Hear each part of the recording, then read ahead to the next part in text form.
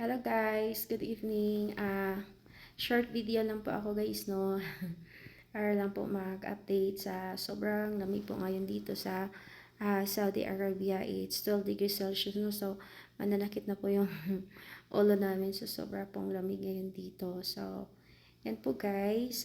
Have a nice evening po sa lahat and mag-ingat po ang mga kababayan na nasa Pilipinas dahil po sa bagyong sunod-sunod po na dumating sa ating bansa at mag-iingat po kayong lahat na dyan po sa Pilipinas at kami naman po dito nasa ibang bansa ay tinatamasa naman namin ngayon ang winter time sa sobrang lamig. Kaya ganito yung mga outfit ng mga tao dito kapag winter time ay balot na balot po talaga kami, no?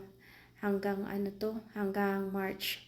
So, thank you for watching my short video and have a nice evening.